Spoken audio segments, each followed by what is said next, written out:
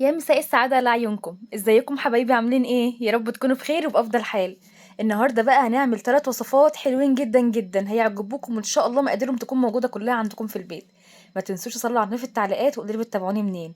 انا هعمل وصفة حلو كده للولاد علشان طبعا احنا عارفين ان كلنا بنصحى بالليل او حتى بالنهار كلهم نفسهم في حاجة حلوة. فانا هجيب كده عندي 3 كيلو من البطاطا، هقطعهم بعد يعني ما اقشرهم واغسلهم كويس واحط عليهم كوبايه من الميه. البطاطا دي بيبقى فيه بطاطا نوعها كده كبير وبتبقى الكيلو ب5 جنيه موجودة في السوق، قولوا لي بتتباع عندكم بكام علشان نعرف كده وتتابعوني من انهي بلد. بعد ما يستووا كويس جدا على نار هاديه، بعد ما حطيت لهم كوبايه ميه هضيف لهم مكعب زبده وممكن ما نضيفش مفيش اي مشكله، واضيف لهم فانيليا ونص كوبايه سكر. لو البطاطا عندكم مسكره وحلوه ما تضيفوش سكر. البطاطا عندي كانت يعني عدمه شويه.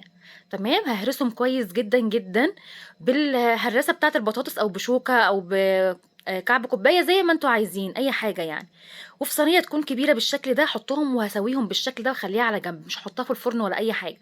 هجيب نص كيلو من الحليب، يعني كوبايتين من الحليب متجمد عندي شويه فانا هفكه على البوتاجاز، وبعد كده هبدا ان انا هستخدمه. هضيف عليه معلقتين كبار من الكاسترد وهضيف عليه معلقتين سكر، يعني ممكن ما نضيفش سكر، يعني الناس اللي هي كمان بتحب الحاجه مش مسكره ما تضيفش سكر مفيش مشكله. انا ضفت معلقتين بس كبار من السكر ونقطتين بس من الفانيليا علشان الفانيليا دي مركزه وبتدي طعم ونكهه تحفه جدا، بس ما تستغنيش عن الفانيليا في الوصفه دي. هقلبهم على البارد وبعد كده هرفعهم على النار. لو ما عندكيش كاسترد تقدروا تضيفي معلقتين من النشا مفيش اي مشكله. ممكن كمان تضيفي كيس من الكريم كراميل. مفيش مشكله برضو. عايزه اقول لك لو حطيتي برضو معلقه من الجيلاتين هتخلي طبقه الكاسترد دي متماسكه جدا جدا جدا. بعد ما تدوبيها في معلقه ميه حطيها مع الكاسترد على النار وتتقلب مع كل المكونات مفيش مشكله. حطهم بقى عليها وهي فوق البطاطا بالشكل ده، واخلي لحد طبقه البطاطا والكاسترد دي تبرد تماما. بعد كده انا عندي صوص الطوفي ده انا اصلا بعمله على طول في البيت، يعني هتلاقوا الطريقه بتاعته موجوده على الصفحه، ولو عايزين احطها لكم في الديسكريبشن قولوا لي في التعليقات. بصوا انا كان عندي متجمد شويه في التلاجة علشان لو احطه في التلاجة فحطيته في طاسه وفكيته سن على النار، يعني ما تخلوش قوي، يعني انتوا لو خليتوه بره اصلا هيفك شويه. بس انا كان هيقعد كتير فابتديت ان انا حطيته على النار يعني لمده ايه 10 ثواني مش اكتر من كده، وقلبته بس الطاسه اخدت من حراره النار. وبعد كده استخدمته مفيش مشكله. طبعا صوص الطوفي ده اقتصادي وانا عاملاه بالميه ومن غير شوكولاته بيضه ومن غير ومن غير قشطه ومن غير كريمه. فعايزه اقول لكم يعني كان فيديو، كان اختراع كده، كان بالميه، كان خطير وبجد ينفع لكل الحشوات والتزيينات، وينفع كمان نعمل بيه شوكولاته نحشيها يبقى كراميل. فعايزه اقول لكم خطير. بعد ما كله بقى بيبقى بيتماسك كده بنقطعها، يعني ممكن تدخلوها التلاجة تاني يوم، تتقدم ساقعة في الصيف تتقدم سخنة في الشتاء. فعايزه اقول لكم يعني خطيرة ومش مكلفة وطريقتها بجد حلوة قوي وهتكفي كل العيلة. يعني الصاج ده اتكلف فلوس قليلة وتقريبا كل المكونات موجودة عندك في البيت، يعني شوية حليب وشوية بطاطا ولو عندك كاسترد او نشا مفيش مشكلة. صوص الطوفي ده اصلا اختياري، نزين بس كده من فوق الوش، ممكن نحط اي شوية مكسرات من فوق او بلاش، او شوية جوز هند يبقى خطير جدا. الوصفة التانية بقى ما اخدتش حقها لما نشرتها فقلت اعرضها عليكم، يمكن يعني الوصول بتاعها كان قليل.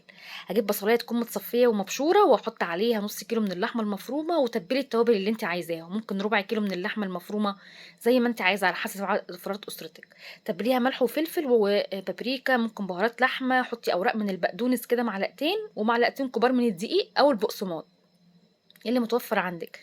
ساعات كمان بحط معلقه معاهم من النشا بس انا ما كانش عندي نشا. هاضرب كله مع بعضه كده وامكسه مع بعض، ولو عندك كب اضربي كل المكونات مع بعضها علشان كل ما كانت بتبقى ناعمه كل ما بتبقى عندك الكفته او الكبيبه اللي احنا هنعملها دي بتبقى ايه يعني متماسكه، ما بتبقاش ما تفكش معاكي. اعمليها بقى كرات صغيره بالشكل ده ونبدا ان احنا ايه نجهزها معانا. تقدروا تعملوها كرات يعني على قد ما تقدروا. انا عاملاها يعني متوسطه قوي مش صغيره قوي مش كبيره قوي. جبتي اي خضار موجود عندك، بطاطس، فلفل الوان، بصل، فلفل اخضر، ممكن نوع واحد بس من الفلفل مع البطاطس والبصل مفيش اي مشكله خالص. ممكن تستغني عن البطاطس زي ما قلت لكم في الفيديو وتحطي طبقه بطاطس تحت في الصينيه وتحطي عليها الاعواد بالخضار. ممكن طبقه اللحمه المفرومه او كرات اللحمه المفرومه دي تبقى فراخ، ممكن تبقى شيش فراخ اوراك يعني مخليه، ممكن تبقى صدور فراخ متقطعه شيش. يعني افكار كتيره جدا جدا نقدر ان احنا ناخدها من الفيديو ده. حطيها في أعواد شيش أو حطيها كلها في صينية واحدة، رتبيهم بطريقة على ذوقِك زي ما أنتِ عايزة، المهم إن إحنا نخلّص كل الكمية بالطريقة دي، لو أنتِ هتعمليها بالبطاطس خلّي مكعبات البطاطس صغيرة زي ما أنا عاملاها دي، يعني سمكها ما يبقاش أكتر من 3 مللي وكمان تبقى رفيّعة، يعني سمكها رفيّع وكمان حجمها في الطول كده رفيّع كمان، تمام؟ هابدأ إن أنا أشيّشهم، ولو هتشيّشيهم زيي يبقى لازم توقّفي العود علشان المكونات كلّها ما تُقعش منِّك، يعني لو هتعملي الكفتة زي ما بنحطها في العادي هتلاقيها وقعت من على الأعواد، إنّما لو هتحطيها وهي واقفة بالشكل ده عمودية مش هيحصل لها أي حاجة. المهم هادّيها مسحة زيت بقى كويسة جدًا عليها وأدخّلها الفرن 10 دقايق بس كده على درجة حرارة عالية 200، 250 على حسب فرنِك، الفرن عندي أعلى فيه حرارة 200 يعني لمّا بيوصل ل200 بيبقى حلو أوي. المهم أنا أدخّلها بقى إيه، في الرف اللي فوق الصاج، يعني الشبكة فوق الرف اللي فيه الصاج، تمام؟ الشواية شغّالة من فوق وشغّالة من تحت كمان الفرن، فهياخدوا 10 دقايق بالكتير وهيلوّنوا وهيبقى شكلهم حلو جدًا. هاجيب بقى عندي يعني إيه، كوباية من المَيّة، أحُط عليها ملح وفلفل ومعلقة معلقتين من الصلصة وأعمل لها زي صوص كده خفيف، ليه؟ علشان يسوّي معايا البطاطس والخضار وكمان يدّيني طعم juicy للكفتة اللي إحنا عاملينها، وكمان هيخلّي طعم كل الكلام ده جميل جدًا، جدًا. عارفين صينية البطاطس اللي لمّا بتبقى متسبِّكة كده ومخدومة وطعمها تحفة، يعني هي صلصة الطماطم هتعمل كده، ما تنسوش تحطّوا مع صلصة الطماطم معلقة صغيرة من السُكّر علشان حموضة الصلصة، هتخلّي الوصفة تنقلها في حتّة تانية. أنا هاخد من الصوص اللي وقع في الصينية ده وهادهن بيه الكفتة، وهادخّلها الشواية بعد ما قلبتها، تاخد بس شواية كده وتاخد لون وكده كل حاجة معانا استوت. تقدّميها جنب ساندوتشات، تقدّميها جنب رُز، تقدّميها جنب مكرونة، تقدّميها لوحدها كده يعني زي ما أنتِ عايزة، قدّميها جنب أي حاجة بتليق. عايزة أقول لكم الصوص اللي نزل ده بقى بُصّوا ولا أي حاجة لازقة في الصينية، ولا أي حاجة واقعة من الأسياخ، يعني كل حاجة تحفة. هاخد الصوص اللي نزل ده وهالمّع بيه الكفتة بتاعتي بالشكل ده والأعواد بتاعتي، أنا عملت جنبها شوية رُز أبيض، عايزة أقول لكم كل واحد أخد له 2 يعني من الولاد، فعايزة أقول لكم مُشبعة جدًا، جدًا وكمان حبّوا طريقة الخضار بالشكل ده، شكلها يفتح النِفس وتشجّع إن الولاد ياكلوا من غير ما يعترضوا إن في خضار ولا يطلّعوا البصل والفلفل من الأكل زي عادةً ما بيعملوا عندي، عادةً بيطلّعوا كل الحاجات اللي أنا باحطّها دي من الأكل وبياكلوا بس الكفتة مثلًا أو البطاطس. لكن بالطريقة دي حبوها جدًا، جدًا. جرّبوا بقى الوصفة دي أنا متأكدة تعجبكم، وتعالوا نشوفوا الوجبة الاقتصادية بقى اللي من غير لحوم، بجد خطيرة وهتعجبكم جدًا. بُصّوا طاسة فيها شوية زيت كده حوالي إيه، معلقتين كبار أو ربع كوباية تمام، هاحط عليها بصلتين كبار متقطعين أحجام مش صغيرة، مش مبشورين بالشكل ده. هاخلّيهم يدبلوا بس مع ربع معلقة صغيرة من الملح، مش عايزاهم يلونوا أوي، أنا عايزاهم بس إيه، يدبلوا يعني بسيط كده، بحيث إن إحنا إيه، نضيف عليهم فلفل بقى أخضر أو فلفل أحمر ألوان، مشكّل، فلفل حار زي ما أنتم عايزين، وما تخلّوش الفلفل يكون متقطّع صغير أوي مش باين، يعني خلّوه يكون ليه شخصية كده. أنا عندي هنا بطاطساية كبيرة مبشورة، مش مصفية منها المَيّة ولا أي حاجة، بس أول ما تبشريها تغطّيها علشان ما تسودش معاكِ، تسود وتأكسد من الهوا، إنما هي ما لو غطيتيها مش هيحصل لها أي حاجة. هنتبّلها ملح وفلفل وكزبرة وكمون، نُص معلقة صغيرة من كل حاجة، وهنقلّب مع بعض كويس جدًا. لو عندِك بهارات بطاطس أو بهارات الشرق الأقصى بتليق جدًا، جدًا مع أي حاجة فيها بطاطس. هاحط عليها نُص كوباية من المَيّة وأخلّيهم بقى كلّهم يستووا، أنا عايزة كل حاجة تستوي سِوَى كامل. هاحط كمان حبّة طماطم متقطّعة صغير مكعبات صغيرة جدًا، وهاقلّب كلّه مع بعضه وهاخلّيهم على جنب. في الوقت ده بقى هاحضّر عندي كوباية من الحليب، ممكن تبقى كوباية من الزبادي ما فيش مشكلة، هاضيف عليها 4 بيضات أو أقل، يعني ممكن بيضتين، 3 بيضة وتكمّلي باقي كل المكونات عادي جدًا ما فيش أي مشكلة. بعد كده هنبدأ إن إحنا نقلّبهم مع بعض كويس جدًا، وهاضيف عليهم 4 معالق كبار من الدقيق، ممكن يعني على حسب كمان سُمكها ما يبقى معاكِ، بس ما تزوّديش دقيق أكتر من كده علشان مش عايزينها يبقى تخينة، أنا عايزاها تبقى طعمها حلو.